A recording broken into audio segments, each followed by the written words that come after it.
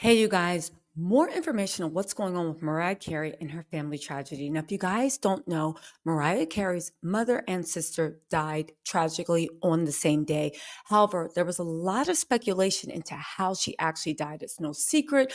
Mariah's sister dealt with a lot of issues and injuries, both physical, mental, and whatever. You guys, now her sister's not even family, because Mariah is super tight with her sister's children, and her sister's children, Allison, did not talk to her. However, right?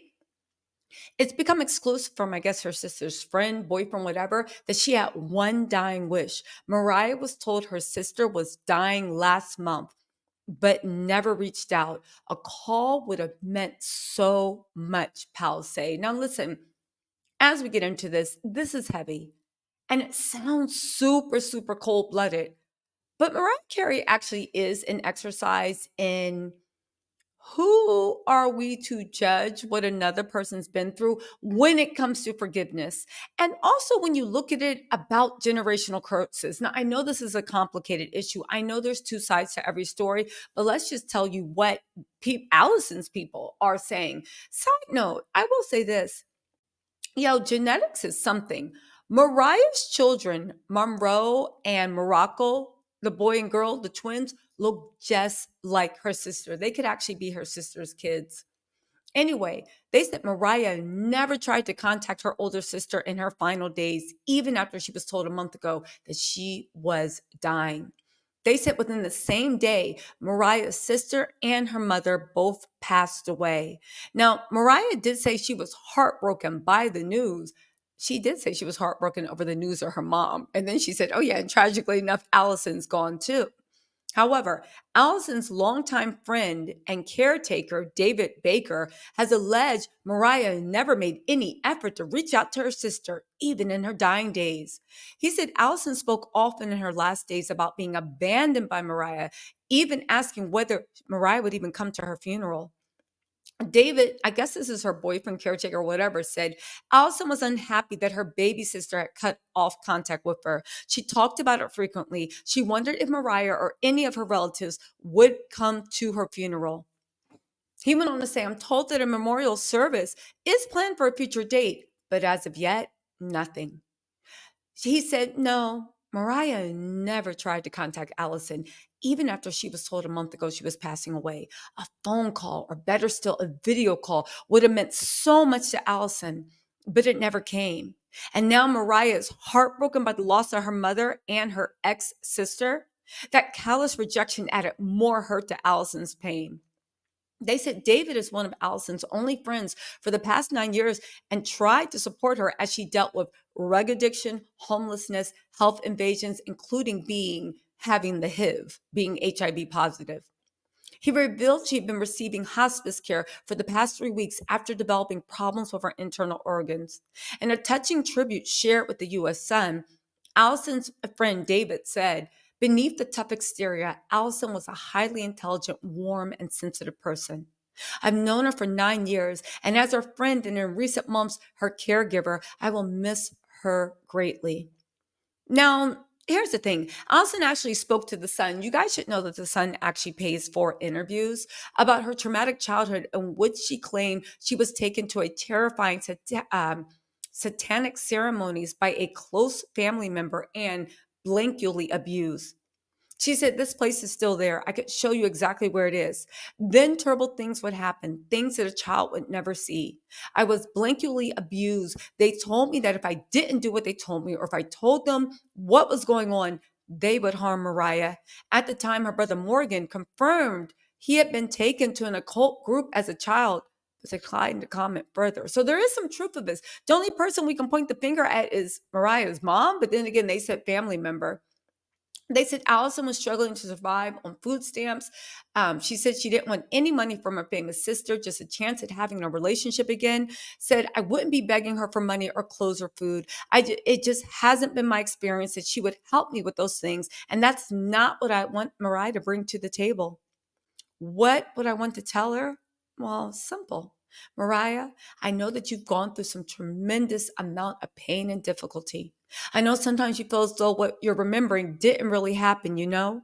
I just want you to know that if there was ever any way that you needed help from me, just pick up the phone and call me, and I'll always be there for you. Now, here's the thing, right?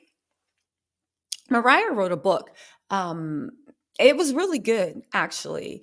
Um, in her book, she said that she felt safer emotionally and physically safer whenever she had no contact with her brother and her sister. In her book, she said that her siblings would sell lies to the press for her. Again, interviews that you see in the Sun or the Daily Mail are usually paid for. Okay, no shade, but they are. She also alleged in the memoir that Allison rugged her with Valium and tried to sell her to a PIMP, and that Morgan was violent toward her. Now, they both have denied it. It's also important to note that Allison actually sued Mariah for alleging they had both suffered emotional stress after reading the books. Now, we don't know how Allison's lawsuit concluded, whether it was a settlement or it was thrown out of court. Mariah's brother, Morgan, his lawsuit against her is still active. And she also said, Mariah said for herself, we don't even really know each other. We didn't grow up together, but we did. Like they were on journeys. But by the time I got into the world, they'd already been damaged, in my opinion. But again, I wasn't there. I was dropped into this world and literally felt like an outsider amongst my own family. They just grew up with the experience of living with a Black father and a white mother together as a family. And I, for the most part, was living with my mother, which they saw as easier. But in reality, it was not. They've always thought that my life was easy, but it was not. Listen, let me tell you something, because this is something interesting that we actually need to talk about with generational curses. I wasn't there with Mariah. Mariah and Allison were. For whatever reason, Mariah is moving like she hates her sister. And if you read Mariah Carey's memoir, you would know maybe she has good reason. At what point are we obliged to forgive people? At what point are we obliged to give people comfort that never gave us 1 ounce of comfort? At what point are we obliged to mess up our mental, to reach out to those that when we allowed them in our world showed us that they meant no harm? Now, hear me out. I don't know the situation. Mariah is dealing with deaths. I'm sure it's super tragic all the way around, especially when she looks at her little kids. I'm sure she sees her sister's face all day. My issue is this is a family matter. And yes, I know I'm reporting on it, but when it comes to generational curses, there's something in our society that always tells us forgive your abuser, embrace your abuser. But what if your abuser isn't asking for forgiveness? If you look at what she said, she never took culpability for the horrible things that she did to Mariah when she was 12 years old, 14 years old. There's a lot. And maybe this is when you go through life screwing somebody over and over and over. Maybe this is what the end of days actually feels like. I get that Allison's friends saw a different side of her, but Allison's children and Mariah don't mess with her. That's one. But also, we actually have to think that whole thing. If you want to be treated better or remembered better, then maybe you should have did better when you had the chance. That said, we don't know what's going on. It's a very sensitive situation, but I want to have a conversation in the comments and something a little bit more than, oh, well, that's her sister. She needs to forgive her. No, that's how generational curses are actually carried on. Because if you read the book and knew what she did, I don't know if you'd be so quick to say that. But again, I get the public wants a happy ending, but have you guys ever had a situation like this? What would you do in the situation where basically someone that did unspeakable harm and put you in unspeakable peril now needs you for something? Would you be there? I don't know. I don't know. It's a tough decision to make. And I hope to God none of us are ever in the situation that we had to make the same choices that Mariah Carey did. Again, I am interested to know about that whole occult thing. Mariah said she was raised with her mama. So does that mean their dad took them to it? Let's also not forget her dad left Allison 1.6 million. And after setting up a few little trusts for her kids, she went and smoked all the rest of the money away. Again, Allison has had big money in her hands.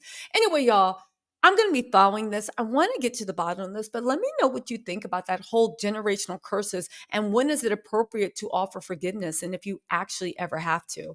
Let me know what you think in the comments. I'll talk to y'all later. Bye.